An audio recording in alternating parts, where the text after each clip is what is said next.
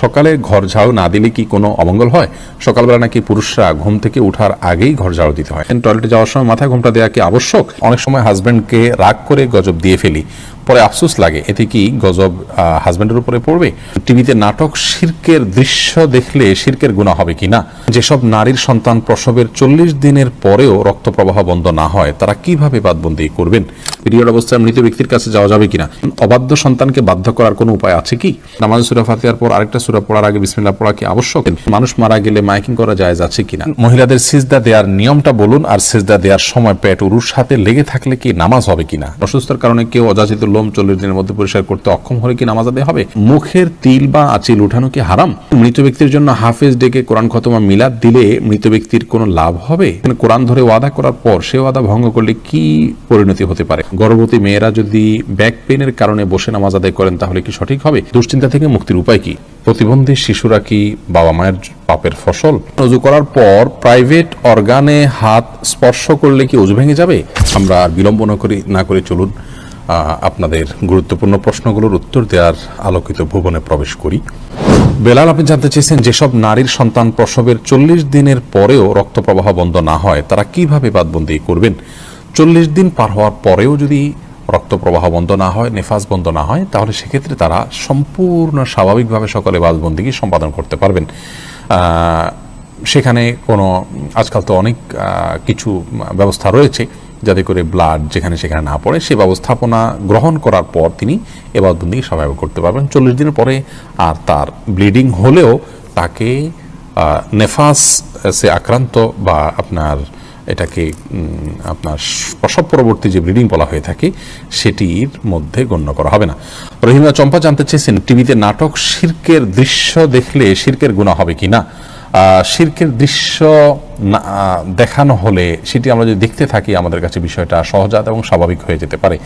এই জায়গা থেকে এগুলো দেখা থেকে আমাদের বিরত থাকা উচিত। হ্যাঁ, শুধু নিছক ধারণার জন্য যে কিভাবে শিরক হয়ে থাকে আপনি জানলেন এবং সেটা ভয়াবহতা সম্পর্কে আঁচ করলেন যে মানুষ কিভাবে তারই নিজের হাতে করা সৃষ্টিকে কিভাবে পূজা করছে, আপনি জাস্ট ধারণা নেওয়ার জন্য দেখলে সেটি গুনাহের কারণ হবে না। কিন্তু এইভাবে অহরহ যদি আপনি দেখতে থাকেন, বিশেষ করে নাটক সিনেমাতে, আপনার হিন্দি ফিল্ম ইত্যাদিতে যদি অনবরত এগুলো প্রদর্শন করা হয়, যেহেতু হিন্দিরা এগুলো করে থাকেন তাদের সামাজিক কালচার অংশ হিসাবে, সেগুলো দেখতে দেখতে আমাদের কাছে সহনীয় হয়ে যেতে পারে। সেজন্য এগুলো দেখা ওইভাবে অ্যাভয়েড করা উচিত। মোহাম্মদ মিজানুর রহমান জানতে চেয়েছেন, আপনি একটা আলোচনায় বলেছেন রাগের মাথায় তালাক বললেও তালাক কার্যকর হয়ে যায়, এটা দেখে আমার স্ত্রী আমাকে তালাক দিয়েছে, আপনার কথার কোরআন হাদিসের আলোকে ব্যাখ্যা চাই। নবী করিম সাল্লাল্লাহু আলাইহি ওয়াসাল্লাম বলেছেন, সালাতুন জিদ্দুহুন্না জিদ্দুন ওয়া হাজলুহুন্না জিদ্দুন, তিনটি কাজ মানুষ সিরিয়াসলি করলে যা হয়, দুষ্টুমি করে করলেও তা হয়, এগুলো ঘটে যায়। তার মধ্যে থেকে একটি হলো তালাক। অতএব তালাকের এই বিষয়টি খুবই সিরিয়াস, এটা স্পর্শকাতর। বিধায় রাগের মাথা তালাক দিলেও তালাক হবে। কিন্তু রাগ যদি কারোর এরকম হয় যে রাগের কারণে কি বলেছেন তিনি নিজেও জানেন না, এত বেশি রাগ হয়ে গেছে, তাহলে সেক্ষেত্রে সেটি তালাক পতিত হবে না। তবে আপনার স্ত্রী আপনাকে তালাক দিয়েছেন, স্ত্রী যদি বলেন এইভাবে যে আমি তোমাকে তালাক দিলাম, এভাবে বললে তালাক হবে না। এবং স্ত্রীর অর্পিত তালাকের যে পাওয়ার আছে সেটা তিনি কখন খাটাতে পারেন, কিভাবে সেটা প্রয়োগ করতে পারেন, এগুলো আলোচনা সাপেক্ষ বিষয়। এই জন্য এই নির্দিষ্ট বিষয়ে কোনো দক্ষ আলিমের সাথে আপনি দেখা করে কোনো দারুল ইফতাতে গিয়ে আপনি আপনার বিষয়টি ফতোয়া নেবেন ইনশাআল্লাহ। এরপরে উম্মে সালমা রিহা, আপনি ইউটিউব চ্যানেলে প্রশ্ন করেছেন, অনেক সময় হাজব্যান্ডকে রাগ করে গজব দিয়ে ফেলি, পরে আফসোস লাগে, এতে কি গজব হাজব্যান্ডের উপরে পড়বে?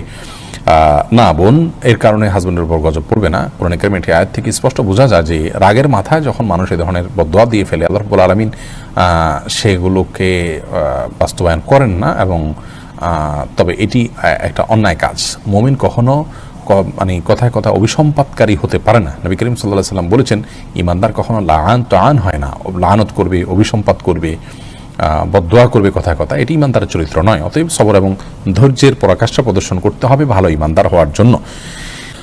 এরপরে মনিরা মনি জানতে চেয়েছেন, মন থেকে হিংসা দূর করার উপায় কি? কারোর প্রতি যদি হিংসা হয় তার জন্য বেশি বেশি দোয়া করবেন, তাকে বিশেষ উপঢৌকন দিবেন, হাদিয়া দিবেন, তার কল্যাণ চেয়ে আল্লাহর কাছে আরো বেশি দোয়া কামনা করবেন, দোয়া করবেন। এগুলোর মাধ্যমে ইনশাআল্লাহ মন থেকে আপনার হিংসা দূর হবে। এগুলো শুধু পরামর্শ, কোন হাদিস থেকে বাতানো কোনো আমল নয়। সেই সাথে আপনার অন্তরকে পরিচ্ছন্ন করবার জন্য আল্লাহ তাআলার কাছে দোয়া করবেন, আল্লাহুম্মা তাহির কলবি মিনান নিফাক ওয়া আমালি মিনার রিয়া ওয়া লিসানি মিনাল কিযব ওয়া আইনি মিনাল খিয়ানা। এই সমস্ত দোয়াগুলোতে আমাদের অন্তরকে পরিচ্ছন্ন করা, বিভিন্ন অঙ্গ প্রত্যঙ্গকে গুনাহ থেকে পরিচ্ছন্ন করার জন্য আল্লাহর কাছে সাহায্য চাওয়া হয়। সেভাবে আল্লাহর কাছে আমরা সাহায্য চাইবো। আর যার প্রতি হিংসা হয় চিন্তা করবেন যে এটি আল্লাহর ফয়সালা। আপনি যদি তার হিংসা করেন তাহলে কেমন যেন আল্লাহর ফয়সালাকে আপনি মানছেন না, কেমন জানি আল্লাহর ফয়সালার বিরুদ্ধে আপনি অবস্থান নিচ্ছেন। এটি অত্যন্ত গর্হিত এবং জঘন্য একটি বিষয়। সেটি আমরা যখন চিন্তা করব, কল্পনা করব, ভাববো, তখন ইনশাআল্লাহ বিদিনিল্লাহ বিষয়গুলো আমাদের কাছে সহনীয় হবে, সহজ হবে। আমাদের মধ্যে আর হিংসা থাকবে না যে আল্লাহ তাকে দিয়েছেন, এতে আমার খারাপ লাগবে কেন? আল্লাহ পছন্দ করেন দেখেই তো দিয়েছেন। অথবা আল্লাহর ফয়সালা আমার আপত্তি থাকলে তো ঈমান নিয়ে টানাটানি হবে। হ্যাঁ, আল্লাহ আমাকেও দেখ, সেটি ভিন্ন বিষয়। আবু বকর সিদ্দিক ওয়াইজ এআডি থেকে আপনি জানতে চেয়েছেন, মৃত ব্যক্তির গোসল দিয়ে টাকা নেওয়া জায়েজ আছে কিনা? গোসল দেওয়াটা মুসলিমদের কর্তব্যের অংশ, দাফন, গোসল, কবর দেয়া। এই জন্য এগুলো দিয়ে কোনো মানুষ সেগুলো করে টাকা নেওয়াটা তার জন্য উচিত নয়, এটা জায়েজ নয় তার জন্য। নামাজে সূরা পড়ার ব্যাপারে কি ধারাবাহিকতা মানতে হয়? ধারাবাহিকতা রক্ষা করা উত্তম, ভালো। যদি কোনো কারণে ধারাবাহিকতা বিচ্ছিন্ন হয়ে যায়, ওলামায়ে কেরাম সেটাকে মাকরুহ বলেছেন, অপছন্দনীয় এবং অনুচিত বলেছেন। তবে স্বাভাবিক অবস্থায় ধারাবাহিকতা রক্ষা করা উচিত। এরপরে আবু সিদ্দিক হানিফ জানতে চেয়েছেন, ঘরে বিড়াল থাকলে নাকি নামাজ হয় না, এটা কি সত্য কথা? না, এটার কোনো ভিত্তি নেই। ঘরে বিড়াল থাকলে নামাজ হবে না কেন? নামাজ হবে। আর দীপু জানতে চেয়েছেন, অজু করার পর প্রাইভেট অর্গানে হাত স্পর্শ করলে কি অজু ভেঙে যাবে? ইমাম আবু হানিফা রাহিমাহুল্লাহর মত অনুযায়ী অজু ভাঙবে না, এবং এর সপক্ষে অনেকগুলো দলিল এবং যুক্তি আছে, বিভিন্ন স্পষ্ট হাদিস রয়েছে। যদি অনেক ইমামদের মতে যদি কোনো আড়াল ছাড়া স্পর্শ মানে সরাসরি স্পর্শ করেন তাহলে সেক্ষেত্রে অজু ভঙ্গ হবে। মোহাম্মদ মোজাম্মেল হোসেন আপনি জানতে চেয়েছেন, প্রতিবন্ধী শিশুরা কি বাবা মায়ের পাপের ফসল? প্রতিবন্ধী শিশুরা কখনোই বাবা বা মায়ের কিংবা বাবা মা উভয়ের কোনো পাপের ফসল হতে পারেন না। আল্লাহ রাব্বুল আলামিনের অমোঘ বিধান হলো, একজনের পাপের প্রায়শ্চিত্ত আরেকজনকে করতে হয় না, একজনের পাপের বোঝা আল্লাহ রাব্বুল আলামিন আরেকজনের উপরে চাপান না। বাবা মা যদি পাপ করে থাকেন তো তাদের পাপ তাদেরকে পাবে, তাদের পাপের কারণে সন্তান প্রতিবন্ধী হবে এমন কোনো কথা ইসলামী শরীয়ত অ্যালাউ করেন। এটা সম্পূর্ণ ভুল এবং কুসংস্কারাচ্ছন্ন একটি বিশ্বাস। এই বিশ্বাস থেকে আমাদেরকে বেরিয়ে আসতে হবে যদি কারোর মধ্যে বিশ্বাস থাকে।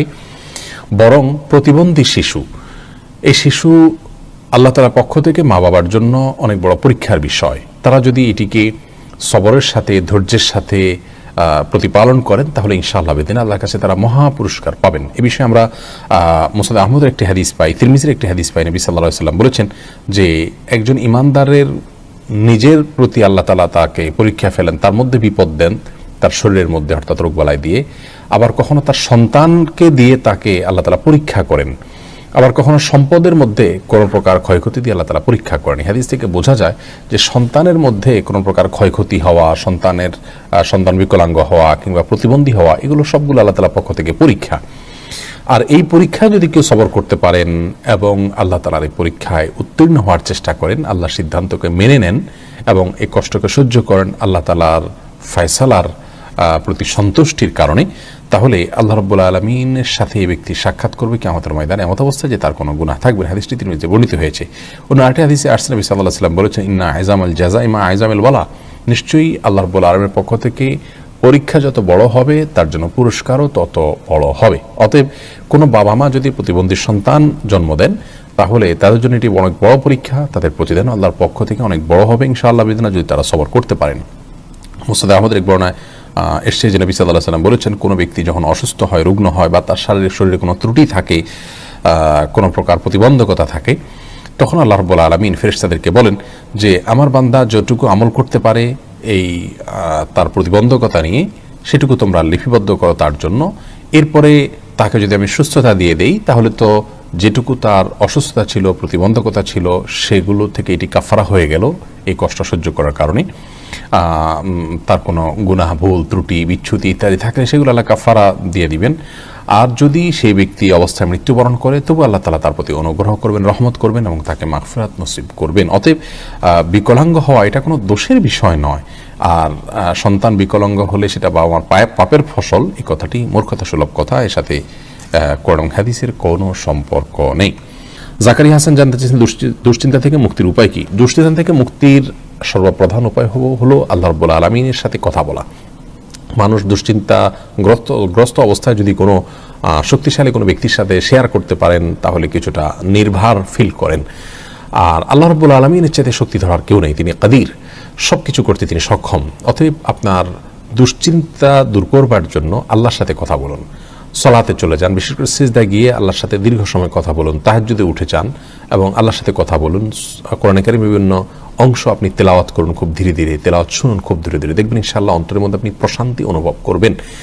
আলা বিযিকরিল্লাহি তাতমাইন্নুল কুলুব, আল্লাহ বলেছেন অন্তর প্রশান্ত হয় আল্লাহর স্মরণে। অতএব আল্লাহর স্মরণ করা মুখে, অন্তরে, কোরআন তেলাওয়াতের মাধ্যমে, সলাতের মাধ্যমে, এগুলোর মাধ্যমে ঈমানদারের অন্তরকে আল্লাহ তাআলা প্রশান্ত করে থাকেন। আল্লাহর দিকে যত বেশি ধাবিত হবেন, যত আল্লাহর সাথে সম্পর্ক গাঢ় করবেন, যত আল্লাহর সাথে সম্পর্ক নিবিড় করবেন, যত আল্লাহর সাথে কথা বলবেন, তত বেশি ইনশাআল্লাহ বিদিনা দেখবেন অন্তর প্রশান্ত হবে এবং দুশ্চিন্তা থেকে আপনি রক্ষা পাবেন। দুশ্চিন্তা, এটাকে অনেক সালাফ বলেছেন জুনদুম মিন জুনুদিল্লাহ, আল্লাহ তাআলার বাহিনী সমূহের মধ্যে থেকে একটা বাহিনী।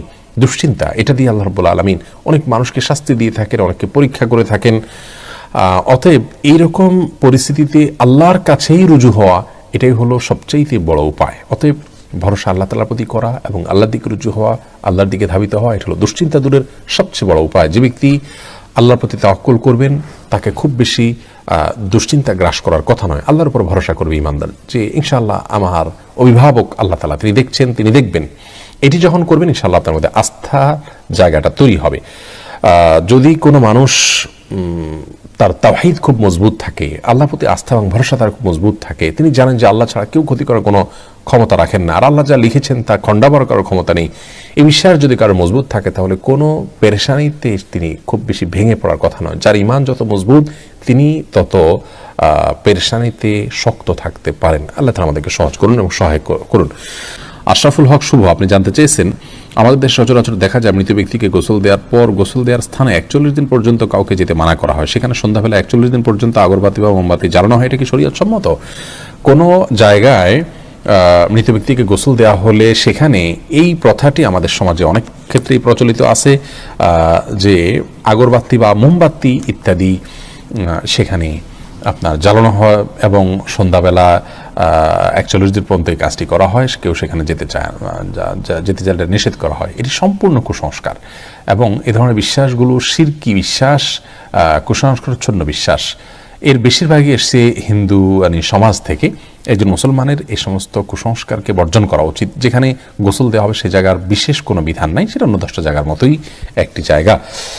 মাহমুদুল হাসান ভূঁইয়া, আপনি জানতে চেয়েছেন ফজর নামাজের আজানে আসসালাতু খায়রুম মিনান নাওম বলার সময় আমরা উত্তরে কি পড়ব? এক্ষেত্রে জমহুর ফুকাহা বা বেশিরভাগ ইমামগণের মত হলো সাদাকতা ওয়া বারারতা। আসসালাতু খায়রুম মিনান নাওম মানে হলো সালাত বা নামাজ, এটা ঘুম থেকে উত্তম। এটি যখন মুয়াজ্জিন বলবেন তখন তাকে বলতে হয় সাদাকতা ওয়া বারারতা, অর্থাৎ হে মুয়াজ্জিন তুমি সত্য বলেছো এবং ভালো বলেছো, ভালো কাজ করেছো। এই কথা বেশিরভাগ ফুকাহা একরাম বা জমহুর ফুকাহা একরাম বলতে বলেছেন মুয়াজ্জিনের জবাবে, এবং একটি রিওয়ায়াতে এটি এসছে, যদিও রিওয়ায়াতটা সনদকে অনেক মুহাদ্দিসগণ যায়ীফ বলেছেন। আর এই কারণে অন্য একদল উলামা একরাম বলেন যে আসসালাতু খায়রুম মিনান নাওম যখন বলবো আমরা, মুয়াজ্জিন যখন আসসালাতু খায়রুম মিনান নাওম বলবে, আমরাও আসসালাতু খায়রুম মিনান নাওম বলবো। এর কারণ হলো যে আসসালাতু খায়রুম মিনান নাওম এই বাক্যটি মুয়াজ্জিনের বাক্য, আর এক্ষেত্রে নবী আলাইহিস সালামের সাধারণ যে নির্দেশনা বুখারী মুসলিমে আসছে যে ফাকুলু মিসলা মা ইয়াকুল ইযা সামি'তুমুন নিদা, যখন তোমরা মুয়াজ্জিনের আযান শুনবে ফাকুলু মিসলা মা ইয়াকুল মুয়াজ্জিন, তখন মুয়াজ্জিন যা বলবে হুবহু তোমরা তা বলো। শুধুমাত্র হাইয়া আলাস সালাহ হাইয়া আল ফালাহর মধ্যে নবী আলাইহিস সালাম ওই হাদিসে লা হাওলা ওয়া কুওয়াতা ইল্লা বিল্লাহ বলতে বলেছেন। অতএব দুইটা বাদে বাকি সবগুলোতেই ওই হাদিসের সাধারণ যে নির্দেশনা সেটা অনুযায়ী আসসালাতু খায়রুম মিনান নাওম শুনলে আসসালাতু খায়রুম মিনান নাওম অর্থাৎ হুবহু এটা অনুকরণ করার নির্দেশনা দিয়ে থাকেন। এসেছে রুবেল, আপনি জানতে চেয়েছেন আইডি থেকে নামাজে দাঁড়ানোর পর নাকি ডান পায়ের বুড়ো আঙ্গুল নাড়ানো যায় না, এটা কি সত্য? না, এরকম কোনো কথা আমাদের জানা নেই, প্রয়োজন হলে নাড়ানো যেতে পারে। তানজিনা বেগম জানতেছেন কোরআন ধরে ওয়াদা করার পর সে ওয়াদা ভঙ্গ করলে কি পরিণতি হতে পারে? কোরআন ধরে ওয়াদা করা এটা ওয়াদা করার পদ্ধতি নয়, ওয়াদা এমনিই হবে। আল্লাহর নামে শপথ করতে চাইলে মুখে বলবেন আল্লাহর নামে আমি শপথ করছি, এটা হলো শপথের সঠিক পদ্ধতি। তানজিমা খানম জানতে চেয়েছেন আহাদনামা পড়া যাবে কিনা? আহাদনামা নামে যেটি প্রচলিত আছে আমাদের বিভিন্ন ওজিফার বই গ্রন্থগুলোতে, বইতে আমরা পাই, এই আহাদনামা পড়ার কোনো নির্দেশনা কোরআন সুন্নাহ আমাদেরকে দেয়নি। আমাদেরকে ইবাদত বন্দি করতে হবে সুন্নাহ অনুসারে, নবী আলাইহিস সালামের বাতানো পদ্ধতি অনুসারে। আল্লাহ তাআলা তাকে মডেল দিয়েছেন, তাকে ফলো করতে হবে। এর বাইরে মন গড়া কোনো কিছুকে ইবাদত হিসাবে আমাদের করা উচিত নয়। তৌফিকুল ইসলাম জানতে চেয়েছেন বাথটাবে গোসল করতে প্রয়োজন থেকে অতিরিক্ত পানি খরচ হয়, এটা গোসল করলে কি পানি অপচয়ের গুনাহ হবে? অপচয়ের বিষয়টি আসলে ভ্যারি করে ব্যক্তির বা কোনো সমাজের লাইফস্টাইলের উপরে। আমরা আজকাল গোসলে যে পানিটা ব্যবহার করি, এমনিতে আপনার টেপে যে গোসল করি অথবা শাওয়ারে যে গোসল করি, সেটাও কিন্তু নবী রাসূলুল্লাহ সাল্লাল্লাহু আলাইহি ওয়াসাল্লাম বা সাহাবা ইকরাম যে গোসলে পানি ব্যবহার করতেন তার তুলনায় বহুগুণ বেশি। সেদিক থেকে তাকালে এটাকেও অপচয় বলতে হয়। মূলত যেহেতু আমাদের এখন লাইফস্টাইলটা এই রকম যে আমরা আপনার এভাবে গোসল করি বা এই সিস্টেম আমাদের সমাজে রয়েছে, তো এর মধ্যে থেকে যতটুকু সম্ভব আমাদেরকে অপব্যয় বা অপচয় করা থেকে বেঁচে থাকার চেষ্টা করতে হবে। ধরুন আপনি বাথটাবে গোসলের জন্য যতটুকু পানি লাগে ততটুকু পানি ব্যবহার করলেন, এরপরেও প্রয়োজনে অপ্রয়োজন আপনি টেপ ছেড়ে দিয়ে রাখলেন, সেটা অপচয় হবে। কিন্তু যতটুকু আপনার প্রয়োজন হবে ততটুকু ব্যবহার করলে ইনশাআল্লাহ বিদিল্লাহ অপচয়ের গুনাহ হবে না। এনামুল হক ইনাম জানতে চেয়েছেন টাক মাথায় উপরে চুল লাগানো জায়েজ আছে কিনা। টাক ঢেকে আপনার চুল আছে এটি প্রকাশ করা, এটা এক ধরনের আপনার প্রতারণা বলা যেতে পারে। এটি করা অনুচিত এবং একজন ইমানদারের এটি আদর্শ নয় যে আমার যা নাই সেটা আমি মানুষের সামনে প্রকাশ করলাম। মোশাররফ এসকে আপনি যদি অন্য কোনো কারণ থাকে, আপনি রোদে থাকতে হয়, সেখানে আপনি অসুস্থ বোধ করেন, তাহলে আপনি মাথায় কোনো কিছু দিয়ে রাখবেন। কিন্তু আপনার চুল নেই কিন্তু আপনি চুল আছে সেটি প্রকাশ করছেন, এটি অনুচিত এবং একজন ইমানদারের জন্য শোভনীয় কোনো কাজ নয়। মোশাররফ এসকে জানতেছেন শোনা যায় যে মুছে লেগে যাওয়া কোনো খাবার খাওয়া হারাম, এটা কি সত্য? না, এটা সত্য না। মুছে যদি খাবার লেগে যায় সেটা হারাম হয়ে যায় এমন না, তবে এটি অস্বাস্থ্যকর, অনুচিত কাজ, অবশ্যই অনুত্তম কাজ। লিজা সামিনা ইয়াডি থেকে আপনি জানতে চেয়েছেন রাতের বেলা আয়না দেখা অনেক অমঙ্গলজনক মনে করে, কিছু বলুন। রাতের বেলায় আয়না দেখাকে অমঙ্গলজনক মনে করাটা সম্পূর্ণ কুসংস্কার, ইসলামী শরিয়ার সাথে এর কোনো সম্পর্ক নেই। রাতের বেলায় আমরা আয়না দেখলে এর পেছনে কোনো অমঙ্গল নাই, আপনি রাতে দিনে যে কোনো সময় আয়না দেখতে পারেন। সোনিয়া আক্তার জানতেছেন জিকির ও ছোট ছোট দোয়া পাঠ করার সময় কি টেনে টেনে পড়তে হবে? কোরআনে কারীমের সময় যেরকম মদ এবং গুন্নাহ লক্ষ্য করে পড়তে হয়, দোয়া দরুদ যখন আমরা পাঠ করব তখন আমাদেরকে ঠিক একইভাবে মদ বা গুন্নাহ করে পড়তে হবে এমন কোনো বাধ্যবাধকতা নেই। বরং তখন আমরা স্বাভাবিক যে আরবি অক্ষর উচ্চারণের নিয়ম আছে সেগুলো ফলো করে যদি করে যাই এবং মদগুলোকে সেভাবে আমরা না টানি, তাতেও ইনশাআল্লাহ বিদিনিল্লাহ জিকির বা দোয়া পাঠ করা বিশুদ্ধ হয়ে যাবে। এমনি সালাহুদ্দিন জানতে চেয়েছে নামাজরত অবস্থায় প্রসাবের ফোঁটা বের হলে কি করণীয়? নামাজরত অবস্থায় যদি পেশাবের ফোঁটা বের হয় তাহলে সেদিন নামাজ ছেড়ে দিতে হবে এবং কাপড় লাগিয়ে সে অংশ ধুয়ে ফেলতে হবে এবং নাপাক দূর করে টিস্যু ইত্যাদি দিয়ে পানি দিয়ে তারপরে ওযু করে তাকে নামাজ পড়তে হবে। আর যদি এটা তার অনবরত বের হতে থাকে এবং 4 রাকাত নামাজের মধ্যে নামাজ পড়তে যে পরিমাণ সময় লাগে, ধরুন 8-10 মিনিট, এই সময়টুকুও তিনি ফ্রি হন না বা মুক্ত থাকেন না, এর মধ্যেও তার পেশাব এসে পড়ে তার ইচ্ছায় অনিচ্ছায়, এরকম যদি হয় তাহলে সেক্ষেত্রে তার জন্য ওই অবস্থায় সালাত চালিয়ে যাওয়া জায়েজ আছে, কারণ তার পুরো সালাতের ওয়াক্ত জুড়ে কয়েক ঘন্টা জুড়েই অনবরত আসতে থাকে। আর যদি এরকম না হয়, শুধু ওই সালাতের মধ্যেই এসছে, তাহলে তার সালাত ছেড়ে সেটিকে পরিচ্ছন্ন করে এসে সালাত আদায় করতে হবে। ফারহানা ফারিয়া লাবণ্য আপনি জানতে চেয়েছেন সকালে ঘর ঝাড়ু না দিলে কি কোনো অমঙ্গল হয়? সকালবেলা নাকি পুরুষরা ঘুম থেকে ওঠার আগেই ঘর ঝাড়ু দিতে হয়। না বোন, এটা বানোয়াট কথা। হয়তো পুরুষ শাসিত সমাজে নারীদেরকে আপনার কোণঠাসা করে রাখার জন্য বা তাদেরকে কাজে লাগানোর জন্য কেউ তৈরি করেছে, এগুলোর সাথে ইসলামের কোনো সম্পর্ক নেই। কোরআনের আলো এর দিকে জানতে চাইছেন ঋণ পরিশোধের জন্য কিছু একটা আমল বলুন। ঋণ পরিশোধের জন্য সবচেয়ে বড় আমল হলো আল্লাহ তাআলার কাছে সাধারণভাবে দোয়া করবেন, চাইবেন, প্রার্থনা করবেন এবং আপনি সর্বোচ্চ চেষ্টা চালাবেন ঋণ পরিশোধের জন্য। আমাদের অনেক ভাইরা আছেন নিজের জমি আছে, স্থাবর অস্থাবর অনেক মূল্যবান সম্পদ আছে, সেগুলো দিয়ে ঋণ পরিশোধ করতে চান না। তিনি চান যে ঋণ পরিশোধের জন্য তার সাধারণ উপার্জন থেকে অনেক টাকা হয়ে যাক, অলৌকিকভাবে চলে আসুক, আপনি সেটা দিয়ে ঋণ পরিশোধ করে দিবেন। এটা সম্পূর্ণ ভুল একটা পদ্ধতি। আপনার ঋণ পরিশোধ করাটা আপনার জন্য ফরজ, এটা বান্দার হক। অতএব আপনার জমি থাকলে, সম্পদ থাকলে এগুলো বিক্রি করে আপনি ঋণ পরিশোধ করবেন এবং সেগুলো বিক্রি করার অপশন থাকলে বিক্রি করবেন। সেগুলো সব ধরে রেখে আপনি চাইবেন যে আল্লাহ তাআলা অলৌকিকভাবে আপনাকে টাকা দিয়ে দিক, সেটা দিয়ে আপনি পরিশোধ করবেন। এটা সম্পূর্ণ দুনিয়ার প্রতি আমাদের মোহ আছে এবং ঋণ পরিশোধের গুরুত্ব আমরা বুঝি না, সেটা স্পষ্টভাবে প্রমাণ হয় এমন একটি বিষয়। বিধায় এমনটি করা উচিত না। সেই সাথে ঋণ পরিশোধের জন্য কিছু দোয়া আছে, আল্লাহুম্মা কফিনি বিহালালিকা আন হারামিকা ওয়াগনিনি বিফাদলিকা আম্মান সিওয়াক। আরও কিছু দোয়া আছে, ইউটিউব বা ফেসবুকে সার্চ দিলে আমাদের অনেকগুলো ভিডিও আছে, দেখে নিতে পারবেন। সেগুলো আপনি আল্লাহর কাছে সাধারণভাবে পাঠ করবেন, ইনশাআল্লাহ সেই দোয়াগুলো পেশ করবেন। সামিয়া ফেরদৌস জানতে চেয়েছেন তাহাজ্জুদ নামাজ কি ঘর অন্ধকার করে পড়তে হবে? এর কোনো ভিত্তি আছে কি? তাহাজ্জুদের নামাজ এটা আমরা ঘর অন্ধকার করে লাইট বন্ধ করে পড়তে হবে, এর কোনো ভিত্তি নেই। বরং সেটা আপনার যেভাবে সেভাবে আদায় করতে পারেন। আপনার মনোযোগের জন্য আপনি যদি আলো আধার করে নিতে পারেন, ডিম আলো করে নিতে চান, তো সেটি করতে পারেন, কোনো অসুবিধা নেই। তবে অন্ধকারেই পড়তে হবে এমন কোনো বাধ্যবাধকতা বা নিয়ম নেই। সোনিয়া আক্তার জানতে চেয়েছেন, মহিলাদের সিজদা দেওয়ার নিয়মটা বলুন, আর সিজদা দেওয়ার সময় পেট উরুর সাথে লেগে থাকলে কি নামাজ হবে কিনা? জি, নামাজ হবে। নামাজ হবে না, নারী পুরুষের সালাত নিয়ে যে মত পার্থক্য আছে এটাকে আমরা অনেক বড় করে দেখি। বিষয়টা এরকম বড় কিছু না।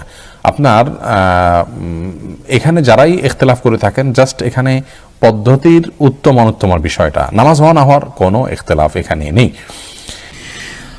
লামিয়া রহমান মোমো জানতে চেয়েছেন, মুখের তিল বা আঁচিল উঠানো কি হারাম?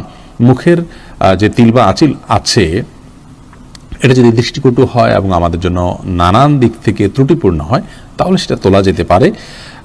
তবে আপনার আজকাল এই যে সূক্ষ্মভাবে লোমগুলো তোলা এবং এই জাতীয় অনেকগুলো কাজ আছে, যে কাজগুলো আপনার শোভাবর্ধনের নামে আমরা করে থাকি, সেগুলো করা যাবে না।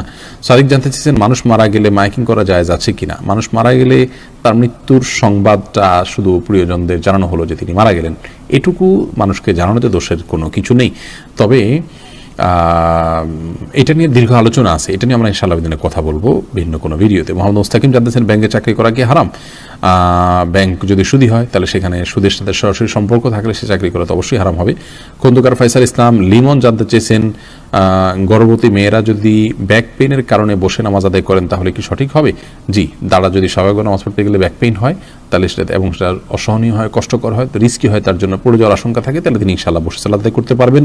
যদি দাঁড়াতে পারেন তাহলে দাঁড়ানোর অংশটুকু দাঁড়ায় সালাত আদায় করবেন, এরপর রুকু সিজদা করাটা তার জন্য কষ্টকর হলে পরে বাকি অংশটা চেয়ারে বসে সালাত আদায় করবেন। আর যদি এটুকুও কষ্টকর হয় তাহলে পুরোটুকুই বসে সালাত আদায় করতে পারেন। আয়েশা সিদ্দিকা জানতেছেন, ফেসবুকে মৃত ব্যক্তির ছবি দেয়া বারবার কতটুকু শরীয়ত সম্মত? বিনা প্রয়োজনে এটা না করাই উচিত, তবে এটাকে হারাম আমরা বলতে পারবো না সরাসরি। রাকিব হাসান জানতেছেন, অসুস্থতার কারণে কেউ অযাচিত লোম 40 দিনের মধ্যে পরিষ্কার করতে অক্ষম হলে কি নামাজ আদায় হবে? অসুস্থতার কারণে বা কোনো ওজোর কারণে যদি হয়ে থাকে আদায় হয়ে যাবে ইনশাআল্লাহ বিদিনিল্লাহ। আসমাউল হোসনা ফেনু জানতে চেয়েছেন, পিরিয়ড অবস্থায় মৃত ব্যক্তির কাছে যাওয়া যাবে কিনা? যাওয়া যাবে, এতে কোনো অসুবিধা নেই। কাকুলি শেখ জানতেছেন, সাহসিদাতে কি সেজদার তাসবিহ পড়বো? জি, অবশ্যই আপনি সেজদার তাসবিহ পড়বেন। রোশনা খাতুন জানতে চেয়েছেন, মৃত ব্যক্তির জন্য হাফেজ ডেকে কোরআন খতম মিলাদ দিলে মৃত ব্যক্তির কোনো লাভ হবে? মৃত ব্যক্তির জন্য হাফেজ ডেকে কোরআন খতম পড়া, মিলাদ পড়া কোনো শিক্ষা ইসলাম দেয়নি। এটি সম্পূর্ণ আমাদের দেশীয় সংস্কৃতি বা আঞ্চলিক সংস্কৃতি বা আমাদের বানানো সংস্কৃতি। মৃত ব্যক্তি নিজে তেলাওয়াত করলে তার সব তিনি পাবেন, আমরা তেলাওয়াত করলে তার তেলাওয়াত করে তার সব তার জন্য পৌঁছাতে চাইলে সেটি অনকল আমার মতো জায়েজ আছে।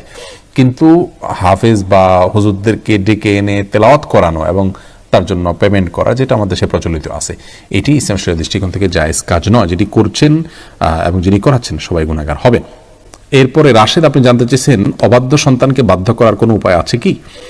অবাধ্য সন্তানকে বাধ্য করার জন্য ছোটবেলা থেকেই তার সাথে সেভাবে ইসলামিক যে আপনার ইসলামের যে নির্দেশনা আছে একজন প্যারেন্টসের জন্য, প্যারেন্টিং এর বিষয়ে, সেগুলোকে লক্ষ্য করা উচিত। তাকে সালাতের নির্দেশ দেওয়া, নিজের সালাতে অভ্যস্ত করা, ভালো পরিবেশ দেওয়া, এগুলো না করে এরপরে বড় হওয়ার পরে অলৌকিক কোনো পদ্ধতিতে তাকে আপনি বাধ্য করে ফেলবেন, এরকম কোনো সুযোগ নেই। তারপরেও আপনি তাকে সৎসঙ্গ দিলেন, নেককারদের সোহবতে নিলেন এবং তার জন্য আল্লাহর কাছে মনে প্রাণে দোয়া করবেন, আবার দোয়া সন্তানের জন্য কবুল হয়। এইরকম বিভিন্ন উদ্যোগের মাধ্যমে আপনি তাকে সৎপথে আনতে পারেন, বাধ্য করতে পারেন। তানি ইসলাম জানতে চেয়েছেন, টয়লেটে যাওয়ার সময় মাথায় ঘোমটা দেওয়া কি আবশ্যক? এটা উত্তম এবং ভালো। অনেক উলামা ইকরাম উন্মুক্ত মাথায় যাওয়াটাকে মাকরুহ বলেছেন।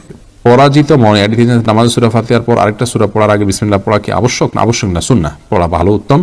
কাকলি শেখ, সুন্নাহ পড়া উচিত, না পড়লে গুনাহ হবে না। কাকলি শেখ জানতেছেন, বাজনা বাজানো ছাড়া ঘরের মধ্যে যেখানে কোনো নন মাহরাম নেই সেখানে কি গান গাওয়া যাবে? শুধু খালি গালা যদি গানের অর্থ খারাপ না হয় গাইতে পারেন, সেটা মানুষ সামনেও গাইতে পারেন। বিশেষ করে